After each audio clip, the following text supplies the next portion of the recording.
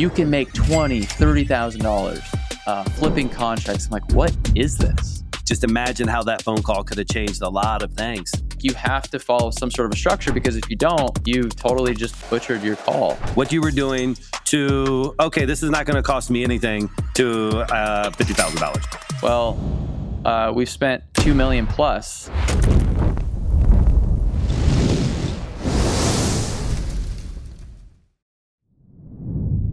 All right, guys, welcome to the Leads to Deals podcast, where we talk about everything from leads to deals, and everything we talk about leads to deals. Who's this podcast for? It's for you, my listeners, who are looking to better their lives, better their financial situation, and master the art of communication through sales and entrepreneurship to become a multi-millionaire many, many times over. I know you're going to find tremendous value in today's podcast. So here's what I want you to do now. Click the subscribe button, click the like button as you start hearing those gems dropping, and then make sure you leave a comment. When you share this video, it lets me and today's guest know that we brought value to you. Now, today's episode is proudly sponsored by the best data company out there for all things real estate, whether you're an investor, a wholesaler, or even a mortgage refinance company. If you cold call, if you drop mail, go to synergydata.io. It's $199 a month for 10,000 free records a month. You can even get credit scores, distress flags, so you have the most successful campaigns. And today, we're joined by Michael McDonald, a real estate investor and entrepreneur who's taken the leap from small town Nebraska to building a thriving business in Las Vegas, Nevada. He's closed over 330 deals, $6+ million in revenue, ownership in many, many units, and then a really passionate, driving knowledge about PPC and how to help other struggling wholesalers unlock their potential and achieve results. So welcome to the podcast today, Mike McDonald. Thank you, sir. Awesome, Scott. Hey, man, I appreciate the introduction, and I'm stoked to be here. So really looking forward to this. Yeah, I'm stoked to have you, man. And I want to hop into how I felt. You know, I was born and raised in Virginia. And my first time I kind of like moved away. I moved to Tampa, Florida. And I just remember like I drove down the roads in Tampa, Florida, and I saw billboards with liquor being sold. And I was just like, I can't believe they have liquor on billboards. And then you would drive by and it would be like a strip club over there. And I was just like, I can't believe that this is on the main streets and stuff like that. So from a culture shock standpoint, when I went on my entrepreneurial career, like I had to move, and that's where I was. How in the heck was it from moving, I assume, small town in Nebraska, I've never been in Nebraska, to the lights of Las Vegas, like emotionally, culturally? It was definitely a culture shock. I grew up in a mobile home court in a town of 350 people. They would consider it a village.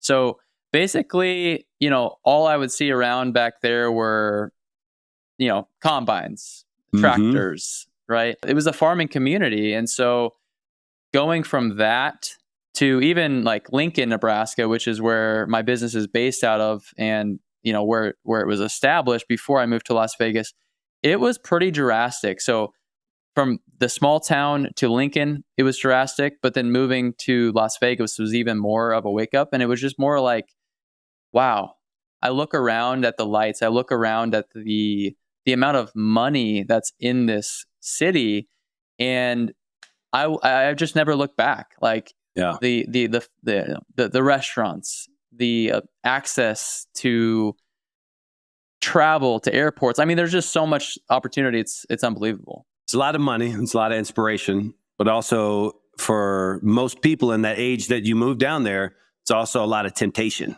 especially Sin City. Yeah. And so how do you avoid, or do you go through that journey, but how do you avoid the normal pitfalls of somebody who's like, oh man, I now have access to all of these vices, whether it be drugs or gambling or, you know, XYZ. How do you navigate that? And, you know, kind of what are some of the lessons from that? Yeah, I mean, for me, like, I'm married. I have 3 kids. You moved out there married? I moved out there married. Yeah, nice. So I already had a wife and a daughter when I moved out here.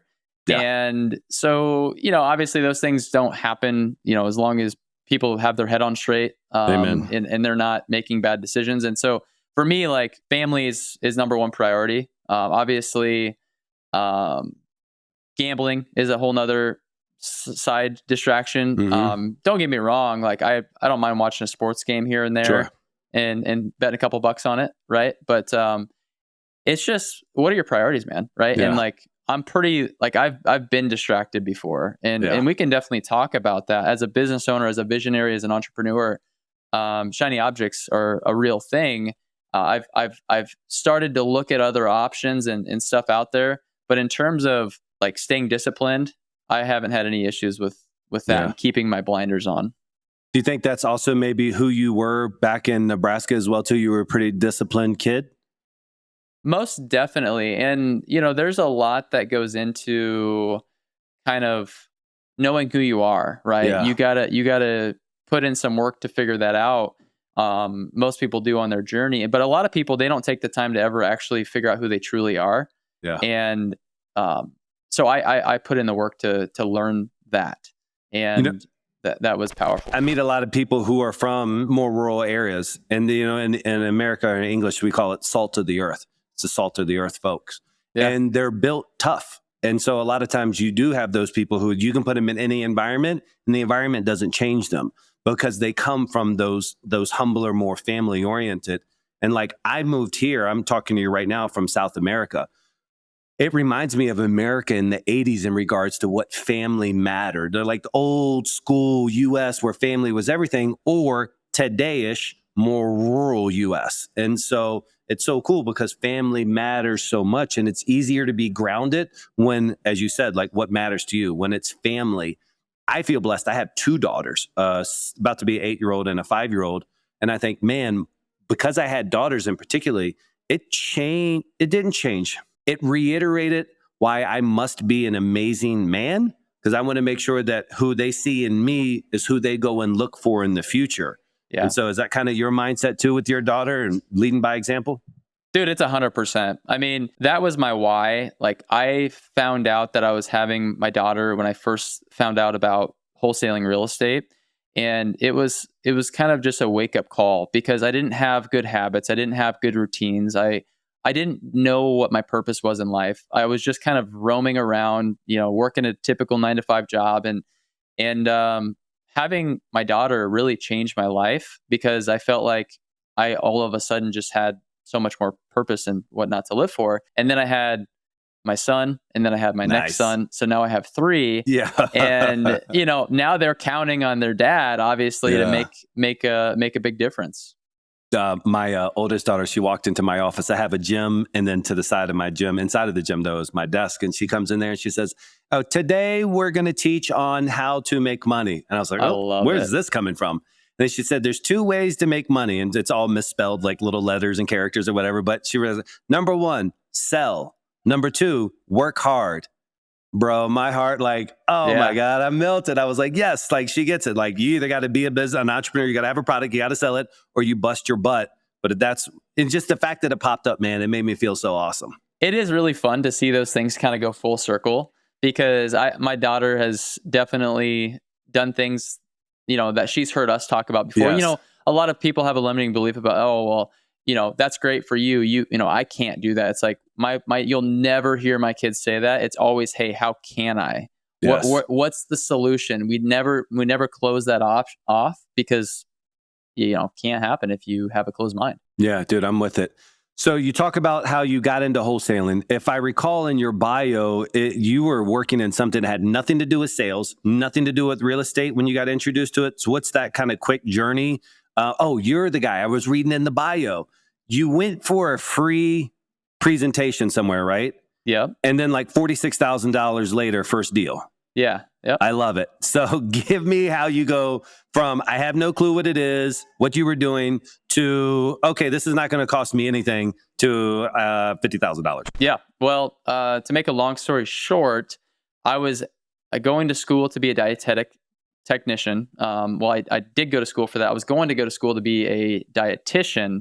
So I was at a hospital, and I one day ran across a dietitian. I was like, so, how much does this position pay? And she was like, well, we're making about $45,000 a year salary. And my jaw just like dropped, and it hit me. I'm like, wait a second, this lady has 6 years of school.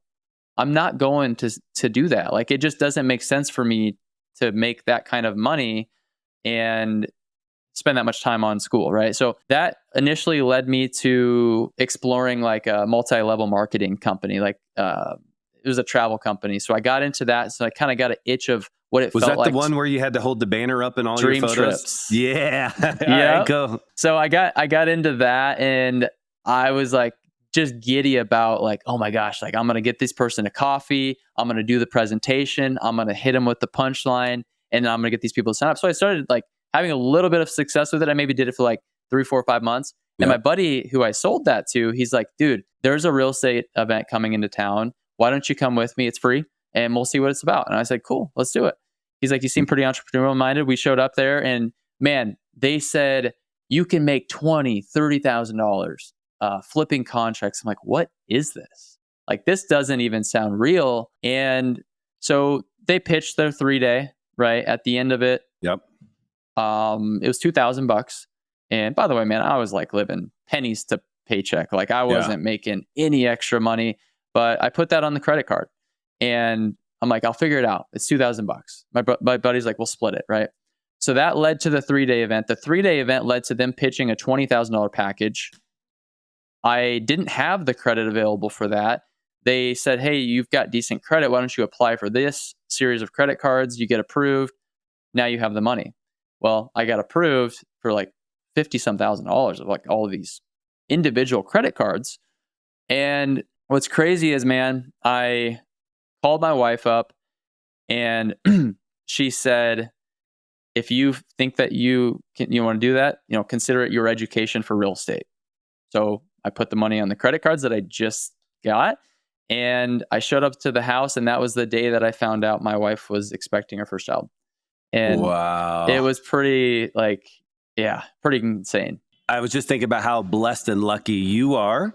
And there's only small amount of us guys out there that when we call our supporting partner, whether it be, a woman contacting her husband or vice versa, you contacting your wife, and having that conversation, and through the hesitation, and I'm sure there was questions and, but the fact that it was still a green light just speaks so proudly and loudly about the chosen partner, because there's a lot of people who had that door in front of them, and they knocked on the door and they asked for permission to go through the door, and then somebody kind of held them back or told them no, or said, hey, you could, but I don't really think you'll do good, or whatever it may be. And so just imagine how that phone call could have changed a lot of things. Yeah, man. I mean, I'm forever grateful for her support through that, because I know it could have went so many other ways. And not to mention, like, even after I had stroked the check, now I had the pressure of the minimum payments on these credit cards for the first 16 months of 0% interest.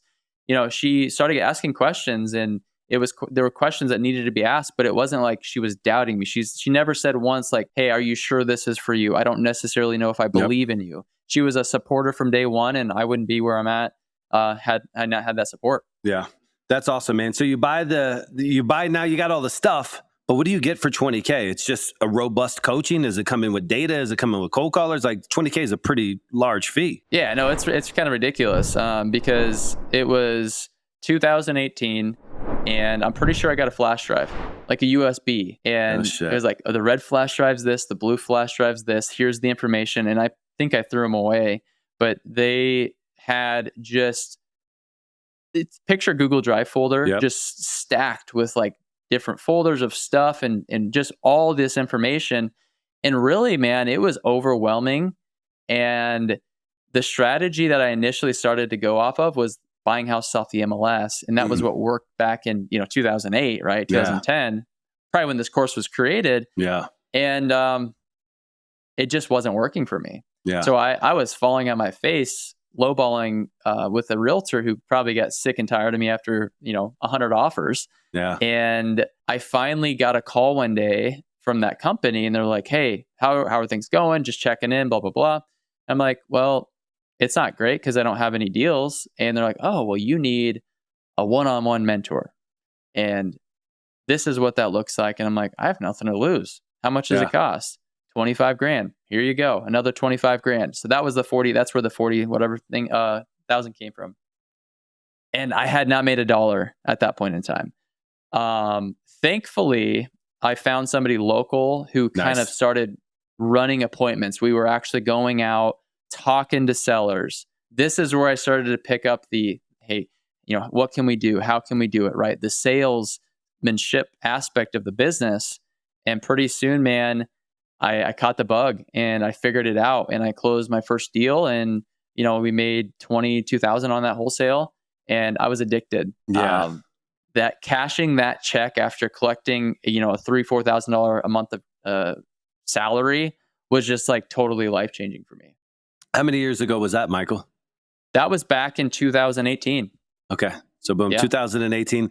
I'm sure it was a lot of high fives and hugs when you came home after that first deal actually hit the bank. Like, wow, exciting. Yeah. I mean, not only that, it was like me smiling from like ear to ear. Yeah. My wife was in the car and she actually took a video of me coming out of the bank with the receipt of the check. So, so far it sounds like though, you didn't have any sales training until you had this mentor that you guys were going face to face with.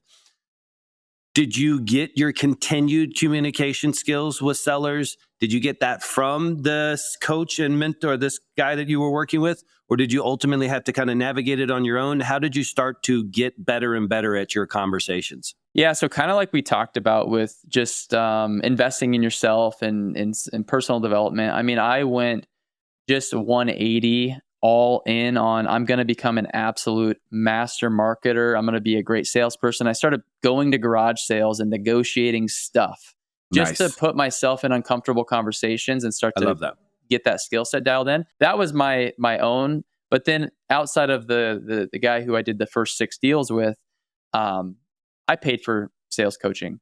I bought REI Sales Academy back in the day when, another gentleman owned it. And then, I've studied Steve Trank's stuff. I've paid for like resources to dial that skill set in. Nice. Yeah, I'm a fan of Steve Trank's sales style. It's kind of, about almost 180 degrees different than mine. I'm a little bit more showman. He's a little bit more doctor-like. He's got that vibe. But I really appreciate his way of communication. I really do. I think he's one of the best out there, particularly with people who don't have a lot of sales background. He gives you the technical steps to go in front of like any situation. So I love that he's part of that journey there as well for you guys. And I see a guy like you and I'm thinking like, okay, you paid a heavy education tax to get in. You paid that $45,000 education tax. But that shortcutted a lot of a process here. And you didn't have this like crazy sales experience to get involved in it. And so a lot of times I'll bring people on who's like, hey, I was in sales professionally for 15 years before I got into real estate. And then I just dominated it. But for everybody out there, it's like, here's a young man who didn't come from that background, who invested in himself continually, but you were able to get your first deal and probably pale in comparison your first 6 deals, 10 deals, whatever, as to where you're at today in communicating. So what do you think are like the differences in your sales styles, how you're talking to customers? What are you doing differently now than when you look back, you're like embarrassed that you were doing before? Yeah, I mean, the most obvious one is going to be just the way that you finish sentences.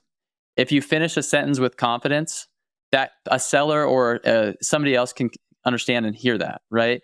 And it's these little tiny nuances like inflections in your voice or, changing the speed at which you're talking to the seller that have just made a huge difference. And bringing energy. If I look back at myself 5 years ago in even a video like of me, hey, this is so-and-so, I'm, out this house or whatever, I'm just like, oh my gosh, like I was a zombie compared to the energy level that you have to bring to a productive quality conversation. Yeah. So those are like the couple of most obvious ones. Yeah, I think about it too. It's one of those motion creates emotion. And, sales is a transference of feelings. And so if I'm talking with conviction, I'm able to like transfer that conviction to the recipient of my words. And that's one of the things that I try to coach or just tell people. And I don't even coaching perspective, but if you're doing this job over the phone, one of the worst things that you can do is sit back in your chair and be comfortable.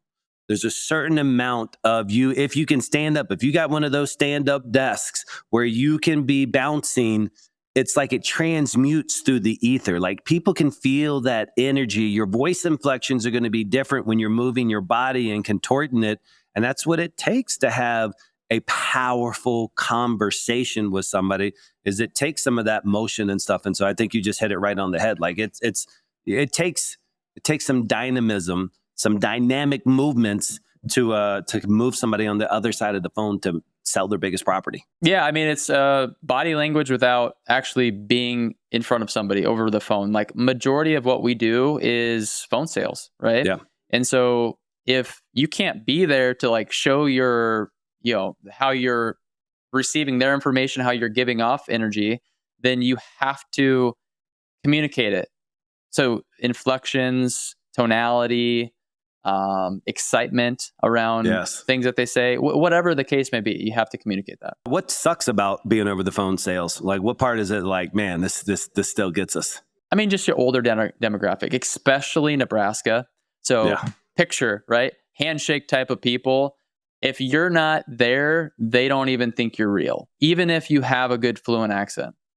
So wait a minute. So you're in Vegas still doing deals in Nebraska? Yeah, I mean, we'll close 80 plus deals in Nebraska this year. Okay, excellent. Yeah. You never hear people, I say this with love, but I got affiliates nationwide and XYZ. I've never had somebody ask me about doing dials in Nebraska. I'm sure that's a reflection also just to the population per se, right?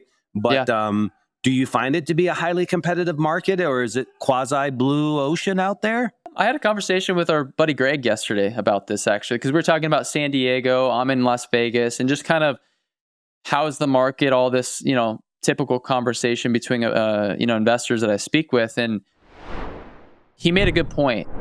You're not necessarily going to have no competition, but if you're in San Diego versus, say, a Midwest market, there's going to be less competition in your Midwest market. There just is. You don't have the big companies. But in terms of that as a whole, I mean, we run into people in every single deal. We do. Yeah. We can't just you can't undercut the market so much because, you're going to get beat out by other investors because there's other people buying. So there's definitely a good amount of people out there, and even people from California come in and buy properties there because they're cheap. They're reasonable. It makes sense. I want to go back to the problem that you talked about, because I think a lot of people face it, particularly in these Midwest markets, or really anywhere, right? So people in Nebraska, it's an old school community. Handshakes mean more than a contract for a lot of people. And you're trying to get somebody to sell their house over the phone. What are you doing specifically, you and your team? What are you guys doing to build that level of authority, to build that level of trust, comfortability, that somebody's even going to stay on the phone with you, let alone sign a contract over email, DocuSign, and sell you their house without ever shaking your hand? So from day one, reputation, brand building was my number one priority. So I knew that in order for people to trust us, they needed to see social proof. So what did we do? We put a Google business page up. We put a Facebook page up. We started collecting seller testimonial videos. I was actually in those videos most of the time. They're super cheesy, but the proof is in the pudding, right? The people see that these guys do good business and they trust us. And not to mention, as we continued to grow, I remember spending $500 and I was like anxious about spending $500 a month on marketing. Well, we've spent $2 million plus in marketing over the last 5 years. And that's authority. That's brand building. This is TV commercials. This is radio commercials. This is, my ads all over the place. I've done billboards. I've done every marketing channel that you can think of. And bandit signs when I first started, right? Like everything, all of these things add up. And when people start to see that over and over and over again, I mean, it's like brand recognition, like these injury attorneys, right, that we talked about in Las Vegas. These guys are everywhere. They invest so much money into marketing, so you can't get the leads unless you get the marketing. Yeah. I always say there's familiarity and frequency. And so that's exactly what you're doing. You're adding that frequency, whether it be TV or billboards or whatever it may be.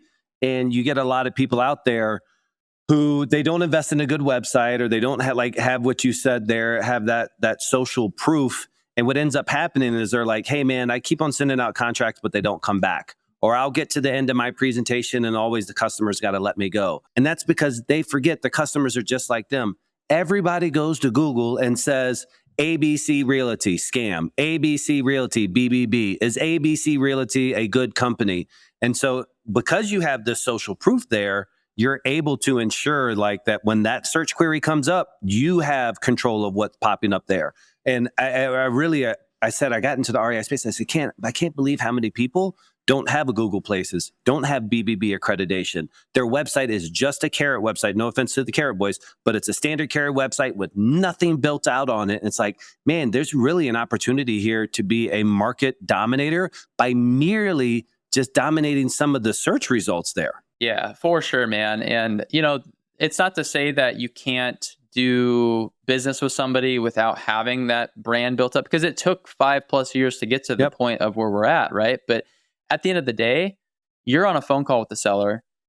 They can feel your energy. They can tell if you care. If you don't actually care, they're going to know that you don't give a crap.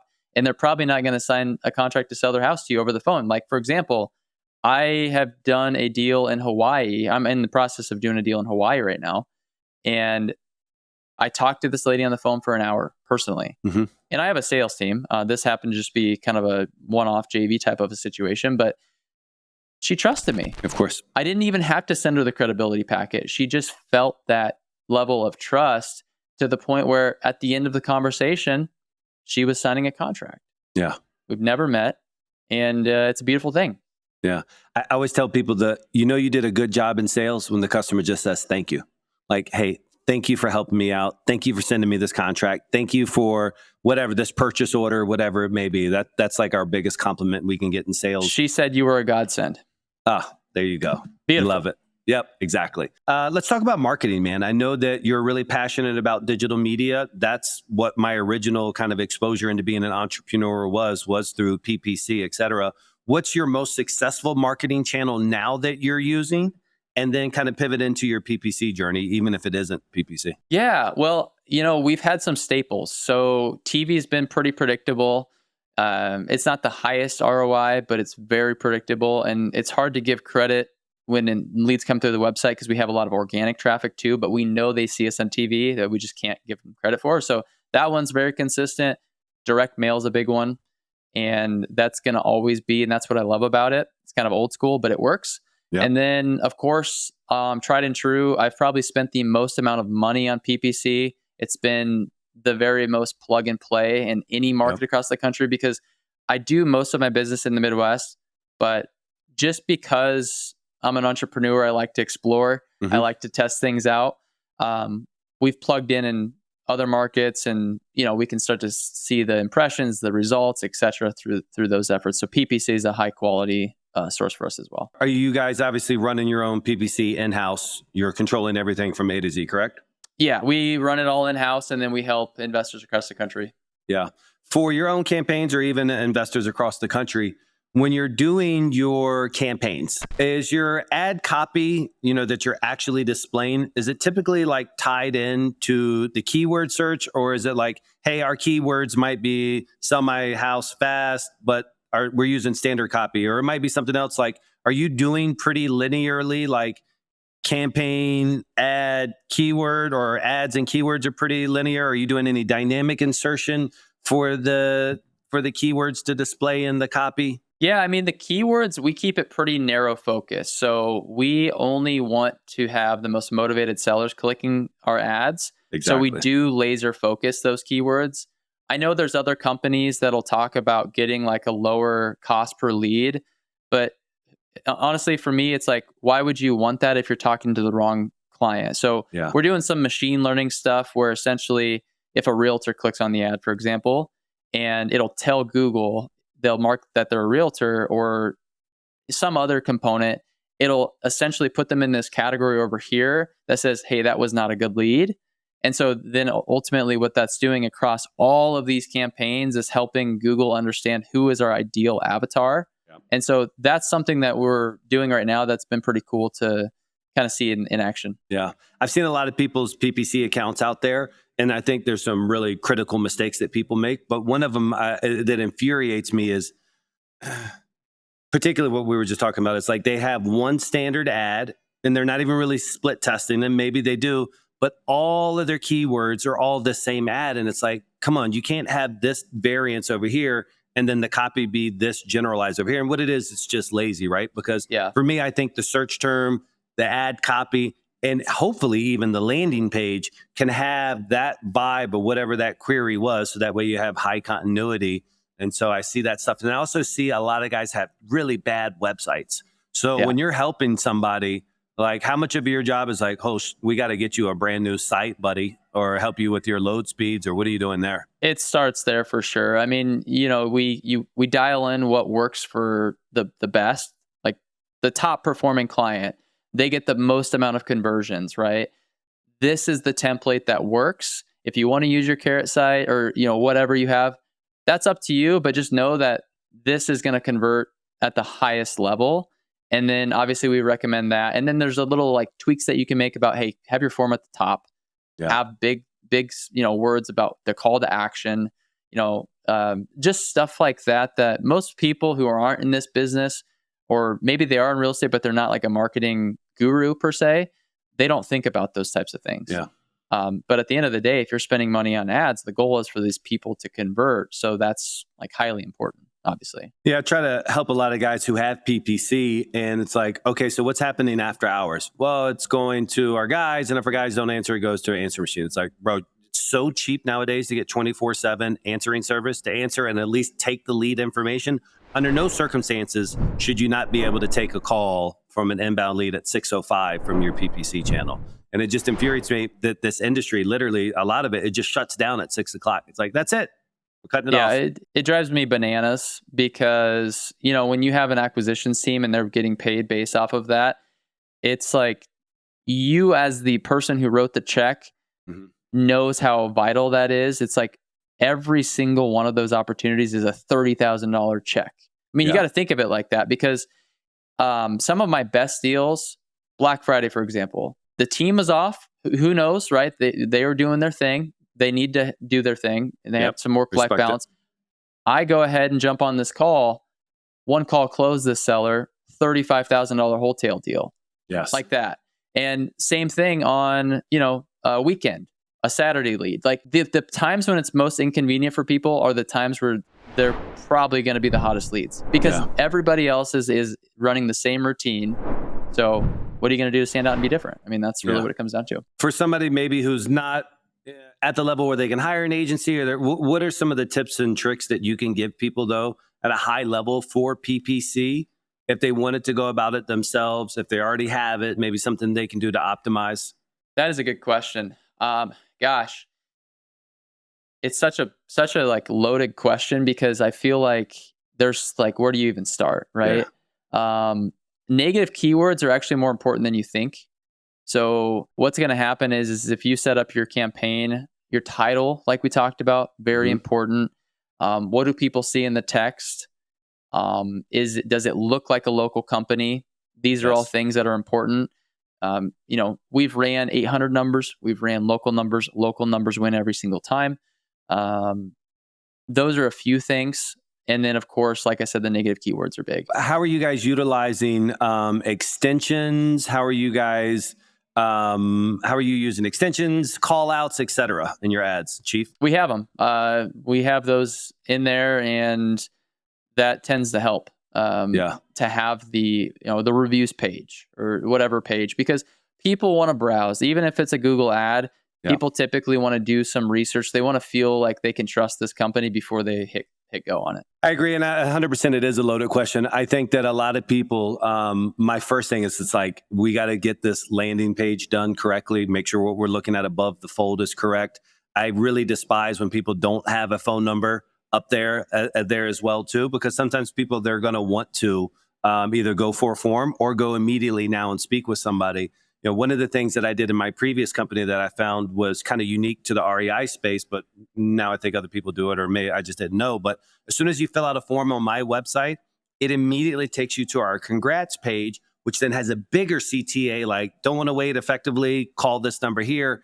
And then immediately below it is our testimonial videos. Because what I'm trying to buy is like that 2 or 3 minutes for my guys to hit the web form, CRM, look at the lead like they do so slowly, and then call. Because I don't want them bouncing to the next search query until I know for sure that that my agents have at least enough time to pick up the phone and call them. That is a gem. Write that down if you're listening, because I'm going to take action on that. I actually don't have that part of the process. We do have an autoresponder, but sending them to the actual testimonials page. Imagine if they see that, all of these testimonials, then they get the call. You don't have to even worry about sending your sales guys to send the review link. Yeah. And what my main objective is, and even if it wasn't a testimonial, we use testimonial, we use that CTA, is like, how can I make them just stick here on my website before going someplace else? For God's sakes, don't go back to Google before I can get you, because we all know now, like, they're going to get remarketed to all kinds of different places from lookalike audiences, et cetera. So that's us on PPC. One thing I always struggled with was Facebook or Meta ads. Are you guys doing Meta at all, Michael? We are, and it's been a very slow roll on that side of things because it's two different types of demographics. Your PPC people typically are going to be a lot of more, I need to sell right now. Yes. Your Facebook is, I'm bored, I'm scrolling. Let's see what they'll pay. You get on the phone with them. They're a little less motivated. It's more of a longer time horizon. So we'll close a handful of deals from Facebook a year. It's nothing to write home about, but it pays for itself. And then we'll get like a huge deal from it maybe once in a while. The only success that I ever found with it was really just trying to boost up what happened from PPC. So what we would do is just say site visitors, non-converters. So they come in from PPC, but they didn't convert. I want to remarket to them on AdWords, but I also now want to remarket to them on Meta. But I just said starting a cold campaign and doing it on Meta, I never had that success. But since they originally came from PPC, I did have success in those non-conversion remarketing to Facebook form leads. Yeah, that's a really good point. I mean, a lot of people, they'll just remarket. They'll just hit the pixel and retarget those people. Do you use remarketing in your AdWords campaign? We do. Yep. Yeah. Absolutely. Would you say that that is a standard thing that everybody should do? 100%. Yeah. I mean, if you're not, like, it's such a minimal cost to make sure you're in front of those people, because these are people who are like the most motivated sellers. Couldn't agree more. It blows my mind. And again, I'm just talking outside. I don't know too much about the PPC world, but I've talked to enough agencies in this space, in the REI space, who they're not setting up remarketing. I'm like, how could you be an agency and say, hey, you know, this money that we sent and spent, we got people to your website. We're not going to continue to follow up them until they go in. Because we've all been and all of a sudden your daughter comes in or your wife calls in, you got to step away and that page is gone forever. But I was just about to fill out that form. And so I think remarketing is a really, really important thing that a lot of people don't use. Oh, for sure. No, it's huge. And so now you have the experience of everything. You're like, hey, man, I got marketing. We got a sales team. What CRM are you guys using right now to nurture these fire PPC leads that are coming in? Yeah, and that's a very good question, because that is the make or break for a great, successful campaign. And it's Resimpli. I've been on a Salesforce, and it was just a little too complex for me and my team. Resimpli, it's in the box. It's great. They come with drip campaigns.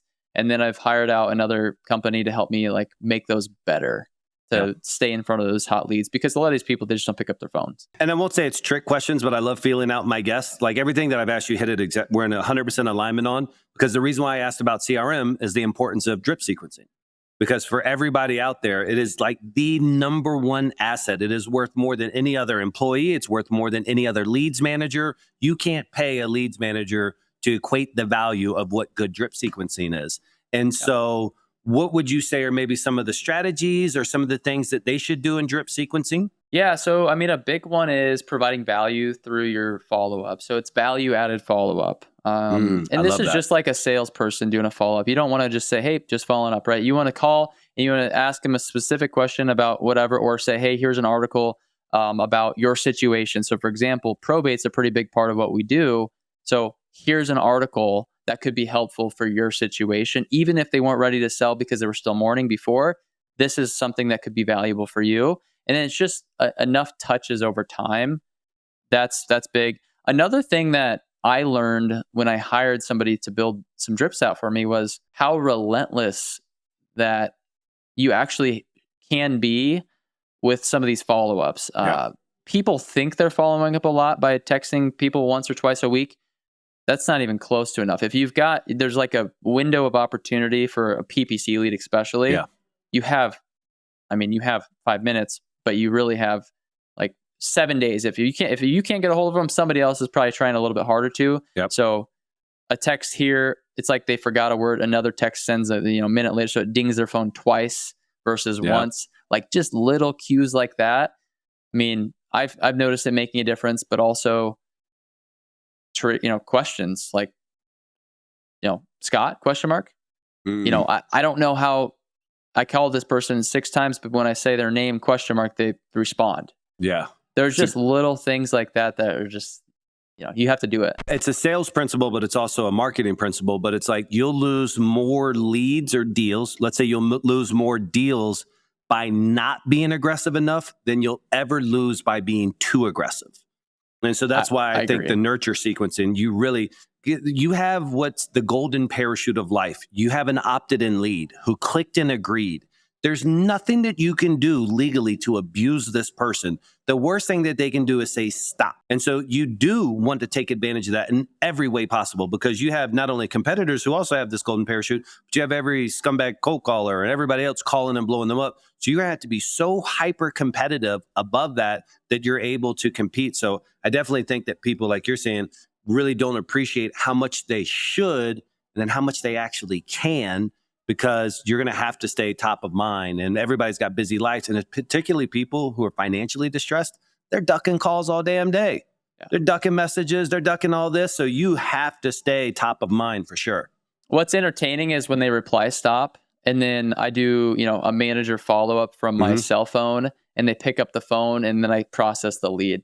Like as if like they wanted to sell, but they were tired of this messaging. Yeah. One of the things that when I came into the REI space, I said, okay, these guys are really good. The REI space is really good at like discovery or no contact nurturing. Hey, Mrs. Jones, you filled out a form on our website. Hey, we've been trying to reach you the past few days, which is really vital and important. What I genuinely believe, and I see it in my business, is that the most valuable drip sequencing are in your terminated leads. The people said, I would never sell for that price. I'm going to go with the realtor, et cetera. Every like negative disposition where you're like, okay, I sent out the contract. They said, screw you. All of those, that's where the gold's at. That's where those long-term sequencing, because you know that they were so interested that they went through your pitch. They just said, your price is ridiculous. Jump in a lake. Oh, yeah. I want those people.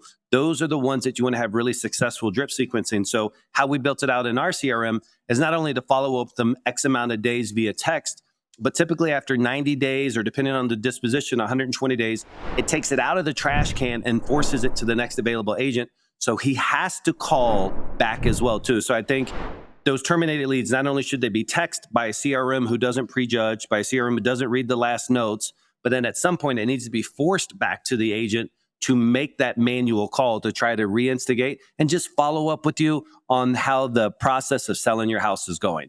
And then it opens up the doors. Yeah, there's such a huge opportunity with that aspect of it. And I have to preach this to my team because it's really easy to hear no or be told, F off, that's a ridiculous offer.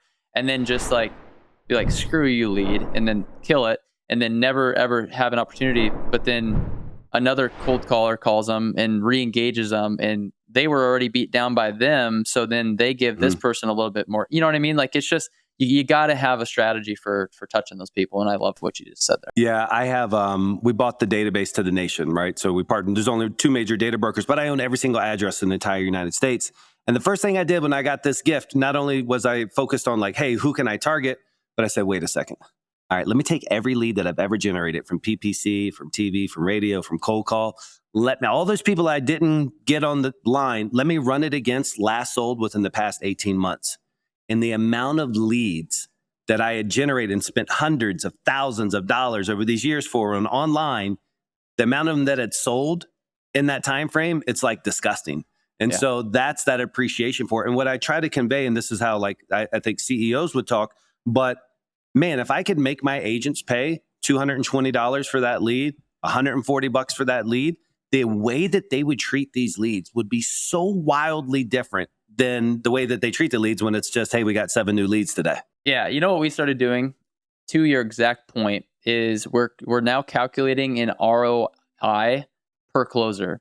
So for example, I'm going to assign at the end of the quarter how much our cost per lead was, how many leads each closer got, and then I'm going to divide it out based on what their close revenue was. So that way their number spits out an ROI. So now you've got 3 closers on a chart and you can see, oh, it looks like so-and-so had a 2x ROI versus this guy over here has a 6x ROI.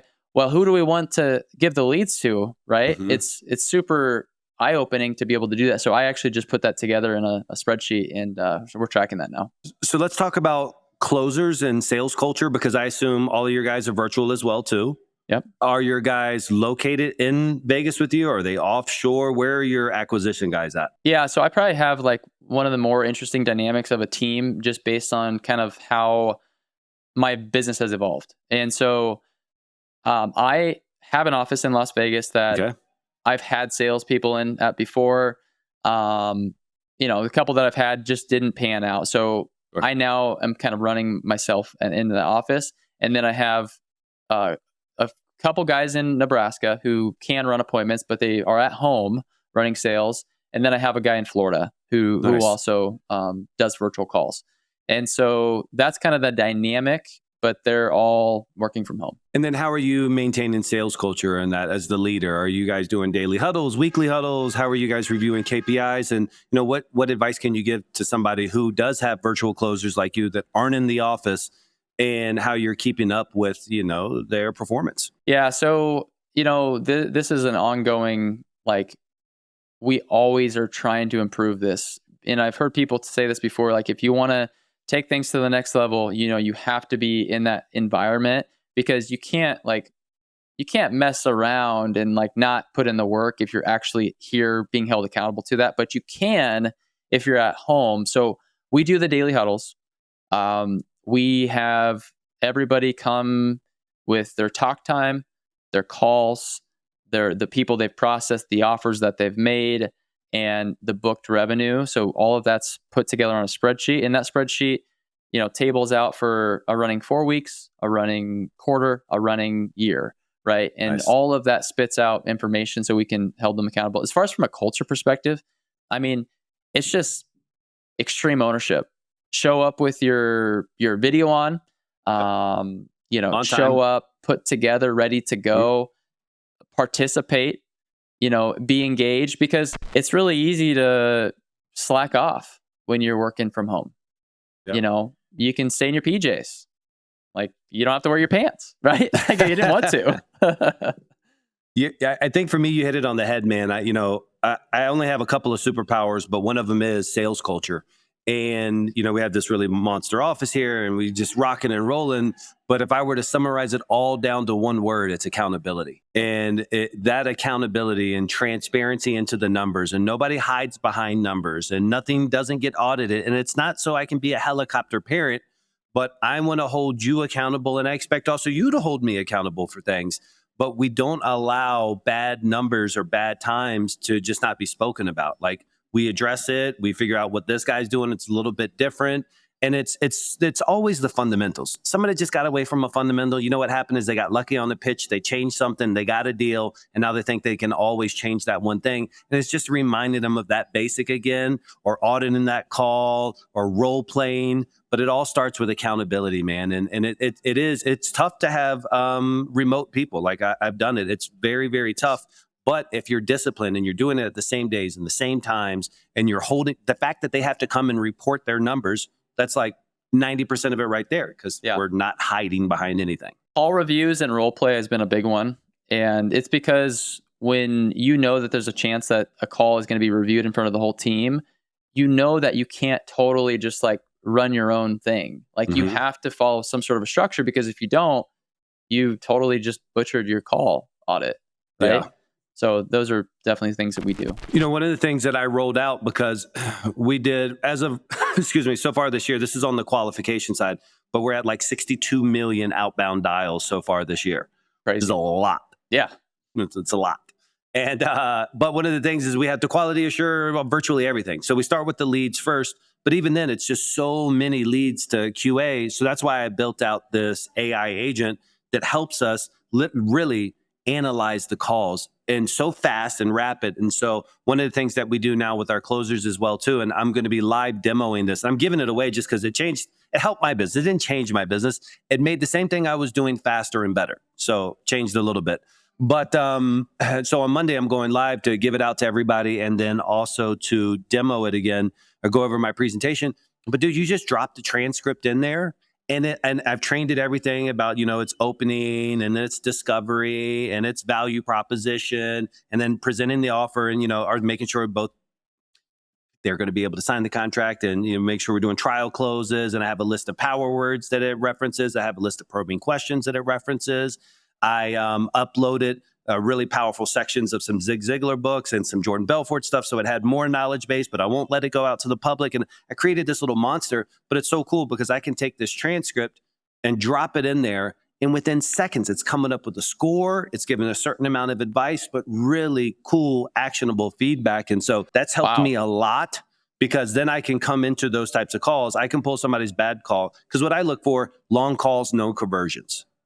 How did you have that long of a call but not convert? Something happened because they stayed on the phone. So there was an interest, there was a need, but something happened where that contract didn't go out there. So that's like my lowest hanging fruit. Just grab that call, get that transcription, drop it in there. It's pretty cool. So post this. You can hit me on Instagram. I'll send it to you. But I think it would be a help just to give you some additional insights at speed on some of your guys' calls. I would love that because like you said, I mean, at a certain amount of leads, obviously we're not doing that many leads internally, but like everybody needs that feedback loop and score. And you can there's only so much time in the day to do it yourself. Right. So having that technology is pretty cool. And I'll definitely be checking it out. Something that I've always thought if I was ever going to do a PPC agency side is that while I can't control when they call back a lead, I would love to almost route the calls from PPC through my phone system to them because it would give me a snapshot into how they actually treat leads in their organization. And we do it on our live transfers. And the shit that I hear, that the way some of these guys answer the phones, I immediately snitch to the CEO. I'm like, this is terrible. It's unbelievable, man. And, then that helps you as the provider understand, hey, this is why they're not closing deals. We're going to have to talk about that because it's something that we're looking into as well. We know there's a need for it. We're just trying to figure out how to tie it in. And it's really an a la carte thing as well. Yeah. It's like, hey, this is the service, but this is going to help you close more deals. Yep, I agree.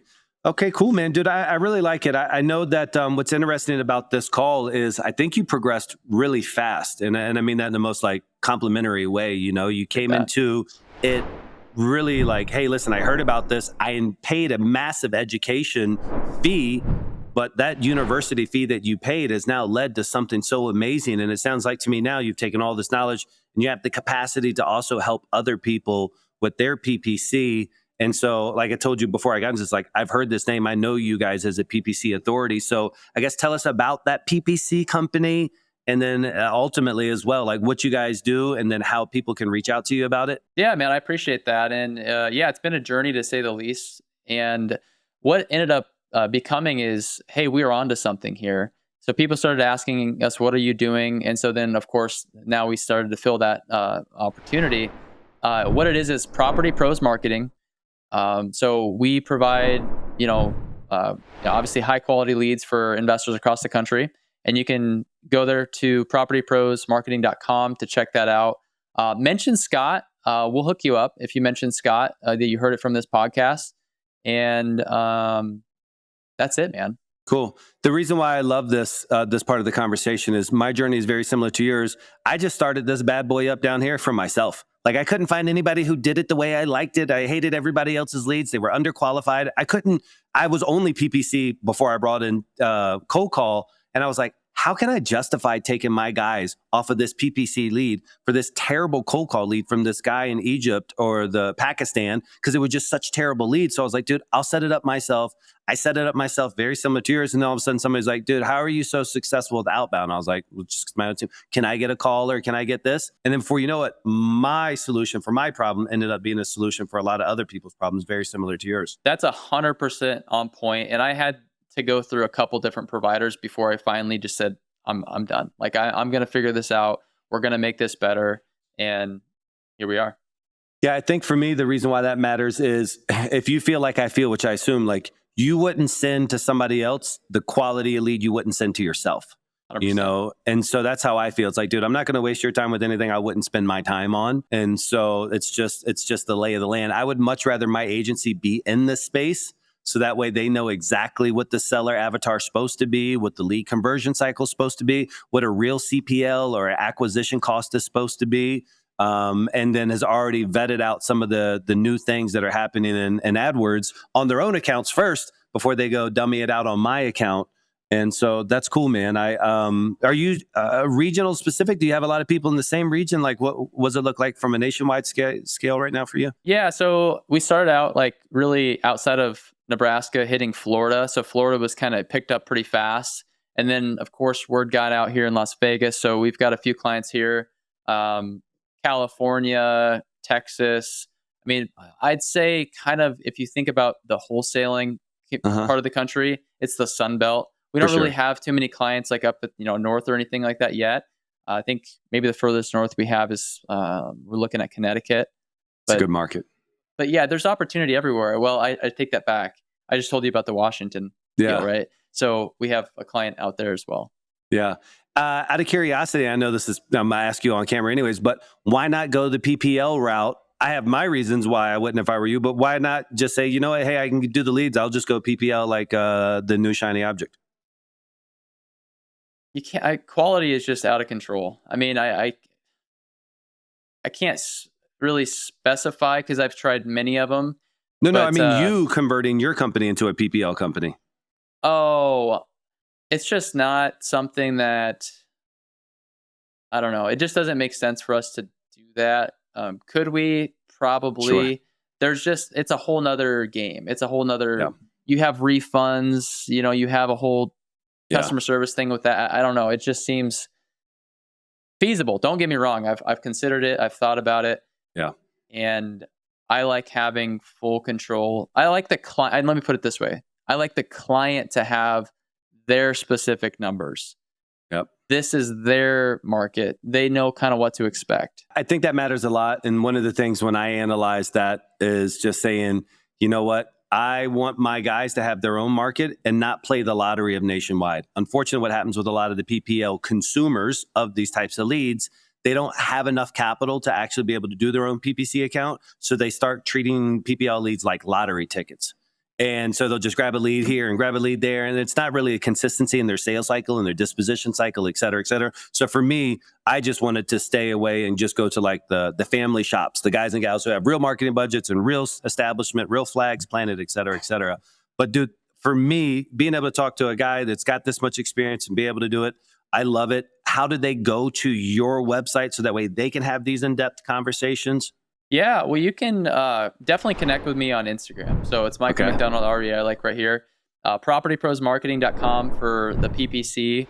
And then if you're looking for like additional resources, thevirtualmillionaires.com is my website for wholesalers and marketing what we do. Nice. I love it, man, dude. Well, I appreciate you coming out, my man, kind of sharing with us the golden nuggets, your journey, and then also your marketing and PPC expertise. I think that that's a different value add. We don't always have the opportunity to share and expand on it here. So it means a lot that you came out and chatted with us. Absolutely, Scott. Well, hey, man, I appreciate you for having me on. It's been awesome.